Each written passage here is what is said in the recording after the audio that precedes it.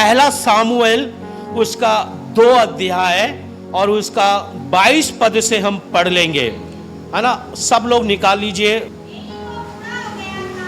Eli जो परमेश्वर का दास था, याजक था, क्या हो गया था? बूढ़ा हो गया था। ठीक है, जवानी में उसने खूब सेवा करी, प्रभु का डर भय माना, प्रभु की उपस्थिति में रहता था। जब हाथ पैर काम नहीं करने लगे, जब शरीर थोड़ा सा दुर्बल हो गया, कमजोर हो गया, बूढ़ा हो गया, हाँ बूढ़ा हो गया था,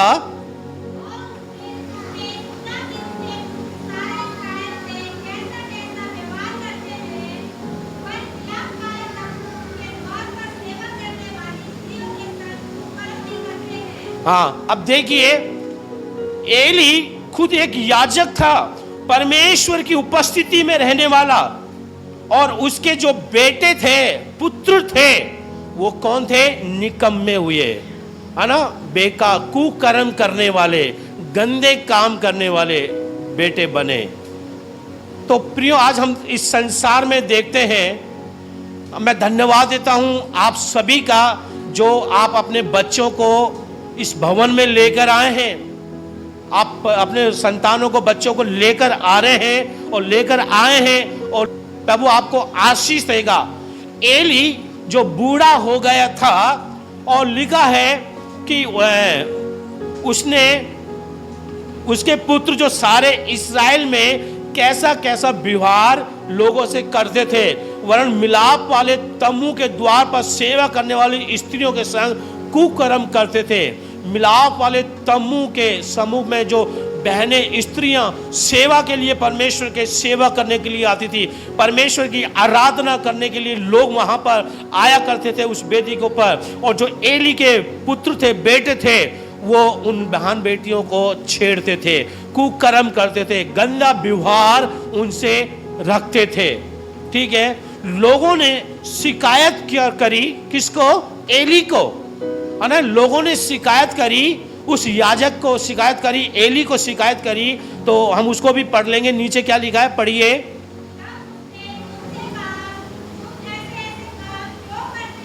तब उसके पिता ने उन बेटों से कहा, पुत्रों से कहा कि हे मेरे पुत्रों, तुम इस्राएल की उन स्त्रियों के साथ में गलत व्यवहार क्यों करते हो?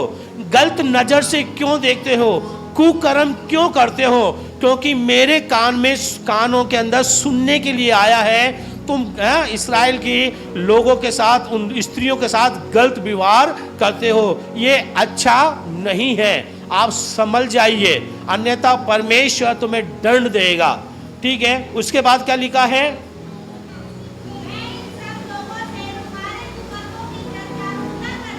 हाँ, मैं तुम्हारे विषय में इन सारे लोगों से तुम्हारी चर्चा रात दिन सुनता रहता हूं।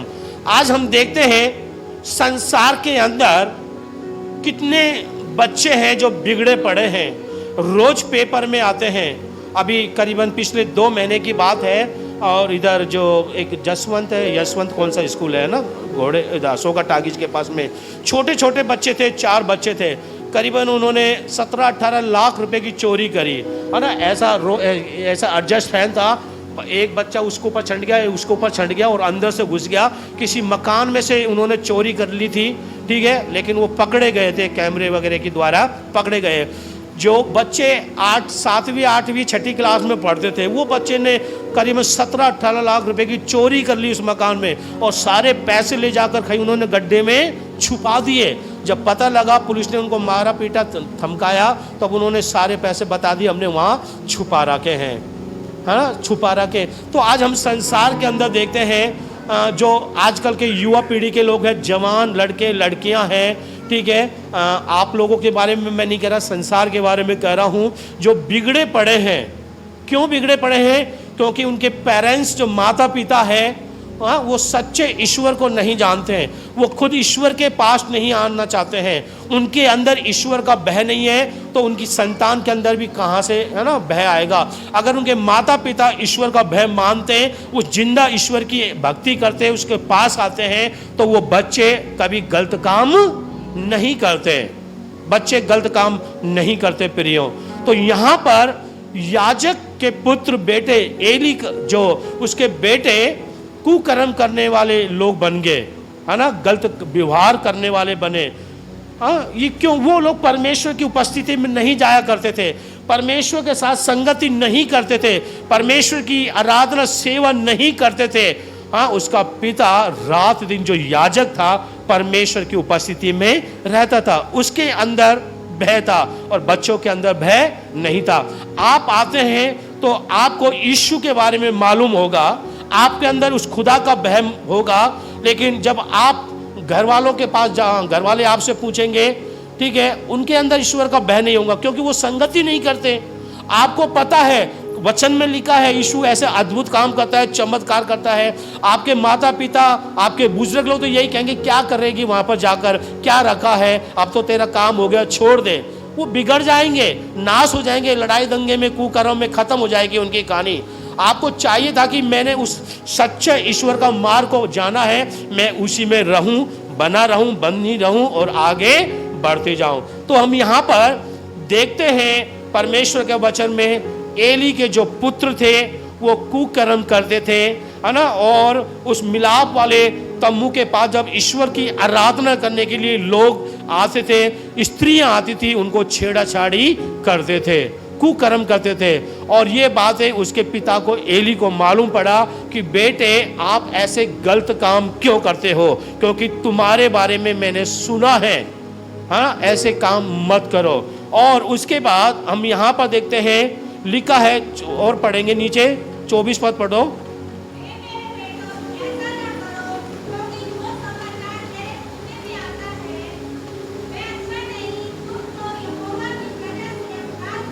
हाँ, जो समाचार सुनने में आता है ना, वो अच्छा नहीं है, और तुम तो यहोवा की प्रजा से अपराध करते हो। यहोवा की, हम सब लोग यहोवा की प्रजा है, हम परमेश्वर के पुत्र बेटे बेटियां हैं, हम उसकी संतान हैं, ठीक है, हम उसकी संतान हैं। अगर हमारे साथ कोई गलत काम करे, मारा कूटी करे, तो परमेश्वर को अच्छा नहीं लगेगा, है ना, परमेश्वर को बातें अच्छी नहीं, परमेश्वर फिर न्याय करेगा, परमेश्वर दंड देगा, परमेश्वर उसको छोड़ेगा नहीं। अगर हमारे साथ कोई गलत काम करे, गलत नजर से हमारी तरफ देखे या हमारे बारे में बुरा बोले, तो आप उनसे बदला मत लीजिए, आप उनसे लड़िए मत, आप उनसे लड़ाई मत करिए। न्याय करने वाला, आपका बदला लेने वाला कौन है? परमेश्वर है, परमेश्वर है। ऐसा ही हुआ, ठीक है, जो मिलाप वाले तम्बू के पास स्त्रियां, भाई लोग, बहन लोग आते थे, उन्होंने कुछ नहीं किया, एली के पुत्रों को मारा पीटा नहीं, किसने सजा दी थी हम पढ़ेंगे, नीचे पढ़ दिए, और पढ़ दो नीचे।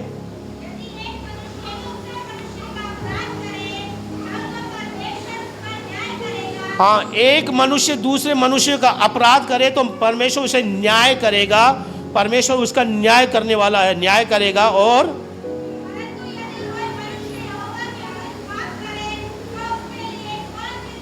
हाँ, परंतु परमेश्वर के विरुद्ध में, यहोवा के विरुद्ध में कोई विरोध करेगा तो फिर उसका न्याय कौन करेगा? हालेलुया, उसका न्याय कौन करेगा? तो कभी भी हमें ईश्वर के विरोध में नहीं बोलना है, उस सृष्टिकर्ता परमेश्वर के विरोध में नहीं बोलना। मेरे जहां मैं रहता हूं, नाम नहीं बताऊंगा, मेरे घर से 1 किलोमीटर दूर है, ठीक है, वो भाई मुझे चिढ़ाता था, नफरत करता था और खूब उठा बैठी करता था, खाना भी खाता था घर में आकर मेरे साथ में, है ना, खाना भी खाता था बहुत, कभी प्यार, और वो थोड़ा ड्रिंक भी करता था, मामा गुटका ये खाता था। कई बार वो यीशु की मजाक उड़ाता था, खिल्ली उड़ाता था, है ना, अरे तू तो ये है वो, दूसरे दुनिया भर की बातें करता रहता था। उस भाई के छोटी सी जीभ के अंदर एक गांठ उठी, ठीक है, दवाई टैबलेट वगैरह लिया, सही हो गया, फिर दोबारा वो बीमारी बढ़ती गई बढ़ती गई बढ़ती गई, और वो छोटी सी गांठ उसने समझा छाला हो गया होगा, सही हो जाएगा। काफ़ी पैसे खर्च किए, एडमिट किया, लाखों रुपये खर्च कर, लाखों से भी ज़्यादा, है ना, अलवर में सब जगह दिखा दिया, जयपुर में दिखा दिया, ठीक है। वो इतना सा छाला उसके लिए बड़ा एक हानिकारक बन गया, कैंसर बन गया, वो कैंसर, गले में कैंसर हो गया, ब्लड कैंसर हो गया, पूरा शरीर में कैंसर फैल गया। अब उसे ना बैठा जाता है ना उठा जाता है। उनके परिवार मेरे पास आते हैं, रात को मेरे दरवाज़ा खटखटाते हैं, बेटा प्रार्थना करें, है ना, फिर प्रार्थना करें, आप बचा लीजिए इनको। मैंने कहा तुमने परमेश्वर यहोवा के विरोध में बोला है ना, अब तुम परमेश्वर से माफ़ी मांगो। जवान था, बहुत सुंदर उसकी पत्नी थी, 3-4 जवान बच्चे हैं, बेटी है, बेटे हैं, वो इस दुनिया को छोड़कर चले गया। मेरे साथ वो गलत करता तो मैं उसे माफ़ करता, क्षमा कर देता, कोई बात नहीं भाई, तू बड़ा था वो मुझसे, कोई बात नहीं है, तेरी बात से मैं नाराज़ नहीं हूँ, मैंने बोल दिया। लेकिन यहोवा के विरोध में कोई बोलता है तो कौन न्याय करेगा? आज एली के पुत्रों के साथ में उन लोगों ने कुछ भी नहीं कहा। उन्होंने, जो लोग सेवा करने आते थे मिलाप वाले तम्बू में, स्त्रियां, भाई बहन लोग, उन्होंने दंड नहीं दिया, उन्होंने मारा पीटा नहीं उसको। किसने बदला लिया उसका? हाँ, परमेश्वर ने बदला लिया उनके साथ में। पढ़िए नीचे जल्दी सी। तो भी उन्होंने अपने पिता की बात नहीं मानी। अगर माँ बाप की बात मान लेते, उनका जीवन प्रियो क्या हो जाता? बच जाता, उनका जीवन धन्य हो जाता। मैं कहना चाहता हूं, जितने 18-20 साल के बच्चे यहां पर है, आप अपने माता पिता की आज्ञा को मानिए, आपके माता पिता की बातों को मानिए। हाँ, जैसे वो कहते हैं ऐसा करिए। माता पिता कभी नरक में हमको धक्का नहीं देंगे। हाँ, कोई भी माता पिता चाहेगा कि मेरा बच्चा दूर हो जाए, निकल जाए, भगाएगा अपने घर से? नहीं। हर माता पिता अपने बच्चों को, अपने संतानों को अच्छा ज्ञान देते हैं, अच्छी सलाह देते हैं, अच्छी सीख देते हैं, कभी वो उल्टा नहीं बताएंगे। एली के जो पुत्र थे, वचन में लिखा है, उन लोगों ने अपने माता पिता की बातों को नहीं माना, आज्ञा का पालन नहीं किया, तो उसका परिणाम भयंकर हुआ उनके साथ में। फिर क्या लिखा है, नीचे पढ़ेंगे। हाँ,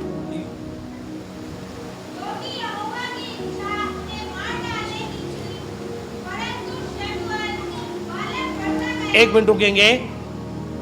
अभी हमने पढ़ा था, यदि मनुष्य एक दूसरे से गलती करता है, अपराध करता है, तो उसका क्षमा किया जाता है। लेकिन यहोवा के विरोध में कोई बोलता है तो वो फिर क्षमा नहीं करेगा।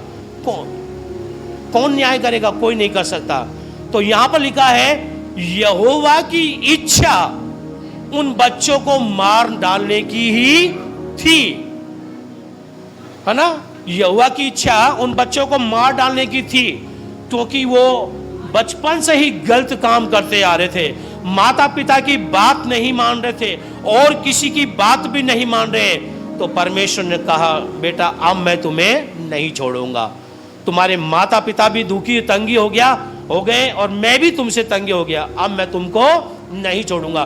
तो पुराने नियम में परमेश्वर खत्म कर देता था, ताड़ना, भयंकर दंड देता था, मार डालता था जो परमेश्वर की आज्ञा का पालन नहीं करते थे। लेकिन आज ऐसा नहीं है। वही परमेश्वर आप लोगों से प्यार करता है, प्रेम करता है। परमेश्वर किसी का मर्डर नहीं करता, हत्या नहीं करता, मारता नहीं। ये पुराने जमाने की बात थी, पुराने नियम की बात थी ये, ठीक है। जब यीशु मसीह आया, वो नियम, वो कठिन विधियों को उसने क्या कर दिया?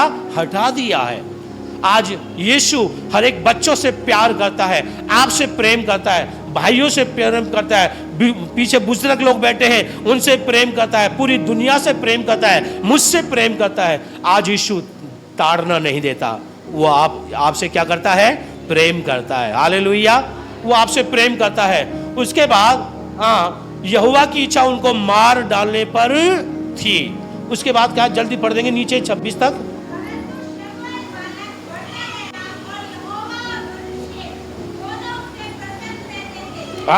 अब देखिए वचन में लिखा, परंतु सामुएल बालक बढ़ता गया और यहोवा और मनुष्य दोनों उसे प्रसन्न थे। अब ये सामुएल बीच में कहां से आ गया? एक स्त्री थी जिसका क्या नाम था? हन्ना। हन्ना की कोई संतान नहीं थी, वो बांझ स्त्री थी, लेकिन वो ईश्वर का भय मानती थी। प्रिय भाई बहनों, जैसे अपने होल का गेट है बंद रहता और रात दिन वह गेट पर बैठी रहती थी और रो रो कर टूटे मन से दिल के साथ वो प्रार्थना करती थी। और प्रार्थना उसकी ये थी कि हे यहोवा, तू सचमुच तेरी दासी पर दृष्टि कर, तेरी दासी की प्रार्थना को सुन। यदि तू मुझे एक बच्चा दान में दे देगा तो उस बच्चे को मैं तुझे जीवन भर क्या कर दूंगी, अर्पण कर दूंगी, अर्पण कर दूंगी। तो हन्ना बड़े विश्वास के साथ प्रार्थना करती रही और प्रार्थना करती थी, रात दिन रो रो कर प्रार्थना करती थी, रात दिन प्रार्थना करती थी। लोग सोचते थे ये नशे में तृप्त है, कुछ पी लिया होगा, कुछ खा लिया होगा, ये तो पागल हो गई है, लोग चिढ़ाने लगे। वो उसने कहा मैं अपने पिता ईश्वर के नशे में मगन हूं, है ना, ईश्वर के नशे में मैं मगन हूं। और जब समय आया, हन्ना ने एक बच्चा ये सामुएल को क्या दिया, जन्म दिया। हालेलुया, सामुएल को जन्म दिया। परमेश्वर को एक भविष्यवक्ता की जरूरत थी, परमेश्वर को एक भविष्यवक्ता चाहिए था। वो बूढ़ा हो गया एली, अब परमेश्वर एक दूसरे भविष्यवक्ता को खड़ा करना चाह रहा था। और उसके बाद हन्ना को एक संतान की जरूरत थी और उसने अर्पण कर दिया, परमेश्वर को अर्पण कर दिया।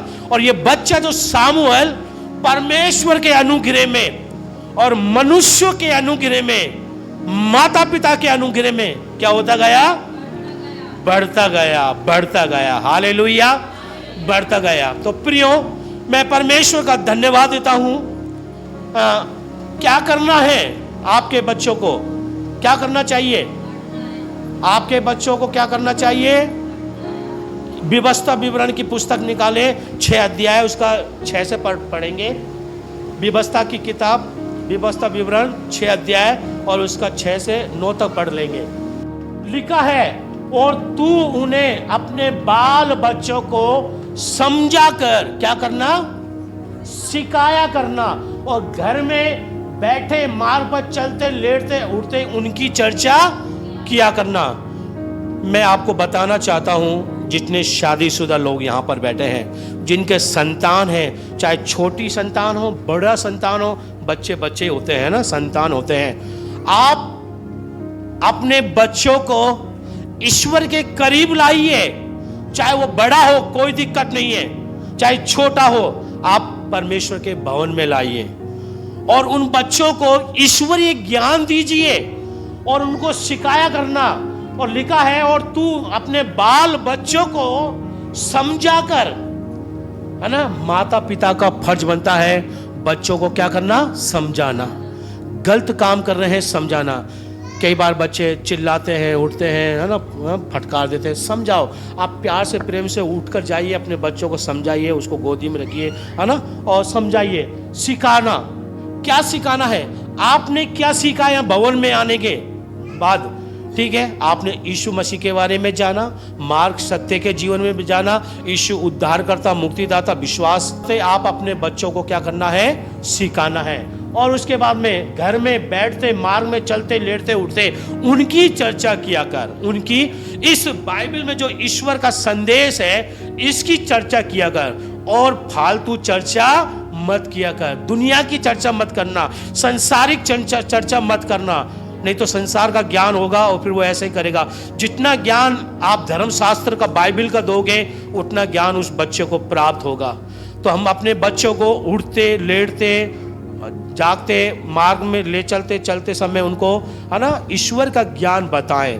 यही कारण था, ठीक है, जो एली के बच्चों को परमेश्वर ने क्या कर दिया, खत्म कर दिया।